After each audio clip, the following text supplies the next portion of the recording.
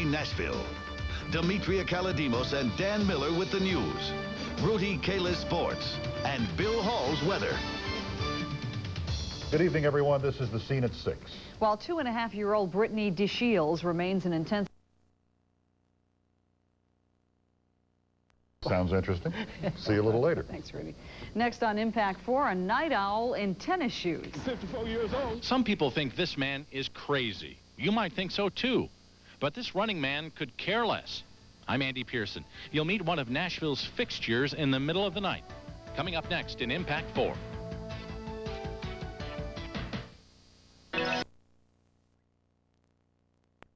What is your favorite time of day for exercising? For some of you, it's probably the morning. For others, it's right after work. And for others, the best time is in the evening. But one Nashville man says the best time for him to exercise is in the middle of the night, after he's been asleep for a couple of hours. Andy Pearson is here with Impact 4 and Nashville at Night. Where'd you find this guy? Well, it was one of those strange things. Gary Knox and I were out about 6 weeks ago with photojournalist Gary Knox. It was snowing outside. It was about 38 degrees. And I'm driving down West End 3 in the morning, can't go to sleep. And I look over and I see this man running with his dog. And I don't usually do this, but I yelled out the window at him and said, "Do you always run at 3 in the morning?" Well, you're about to see the answer. I found this 54-year-old man who's been a fixture of the night in Nashville since the 1970s.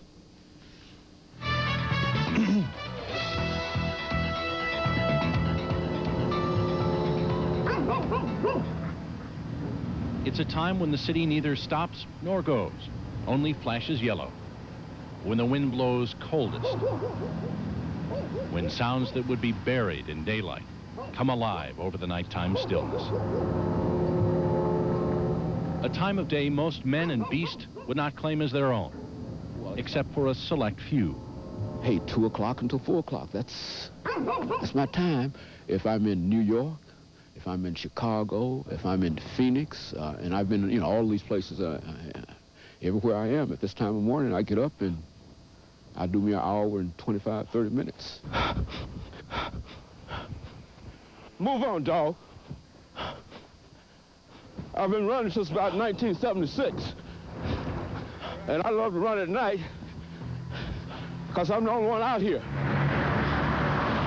I know nobody by name, but I know every truck and all the homeless folks and folks I yell at and wave at and folks who are watching out for me, police, the garbage folks, the news people, everybody. He's a fixture to people who work the night shift, as reliable as time itself.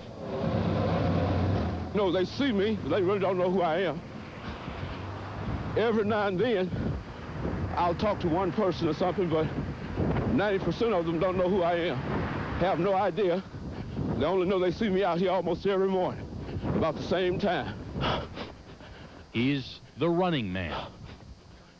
His name is James Haney, Dr. James Haney, a professor of history at Tennessee State University. His weekly routine has been the same for 20 years. Move on, dog. I'm 54 years old. Feel like I'm 19. That's enough for me. I go to bed at 10, get up at 2, go back at 4, 15, and back up at 6. You heard right. At about 2 in the morning, when most of us are snuggled up tight, James Haney and his dog Sandy get up from a sound sleep and run their route of 9.78 miles. He does it because he was once told this would be impossible. Back in 1975, my grandfather accidentally shot me in the leg with a .38 caliber pistol. Excuse me. And I was told that I would never be able to walk again unless I started to use the leg. And of course, as soon as I got out of the hospital, I started running around the yard here. And after a week of that in the yard, went down to the local high school. And after about 6 years of that, I decided to go downtown. You won't see him wearing headphones or taking his pulse. His shoes don't pump up. James Haney just runs. Down West End, past Vanderbilt. Morning. How you doing? Up and down the deserted streets of downtown Nashville. To the banks of the Cumberland River. Down the first. It's 9 7/8 of a mile down to the foot, all the way greeting and waving to people he's seen for nearly a third of his life. Well, man, how you doing this morning? Good, you? All right. James Haney does this 5 days a week. Same time, same route, same distance. I can't see any disadvantages in this at all. And this is what I do, and I love it. I'm not doing this with people. And if they think I'm crazy, well, I can appreciate that. I just believe in the human personality, and I believe that we can do anything that we want to do once we make up our minds to do it. It takes an hour and a half out of my day, and I think it's worth it. Plus, it requires discipline, and I think I got that. And that makes me feel good about myself.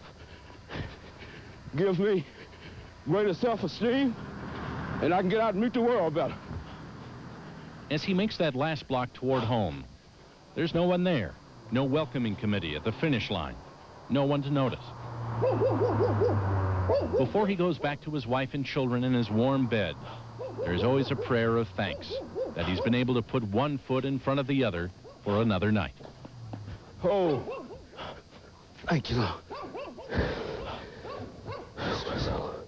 Okay. Thanks that he can still devote 2 hours out of each 24, even though it is in the middle of the night, to his body and his well-being.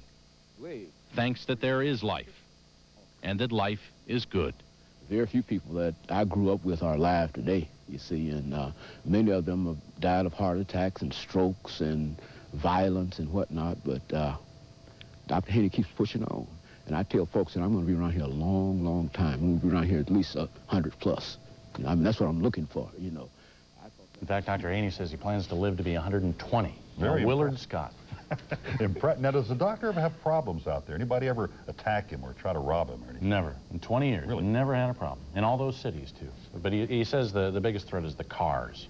You know, coming out from the clubs late at night, so he doesn't run on Saturday. Yeah, very impressive. I'm amazed. He goes to bed, wakes up, and does this. Yeah, and he's refreshed. That's amazing. Goes back to bed. Demetria.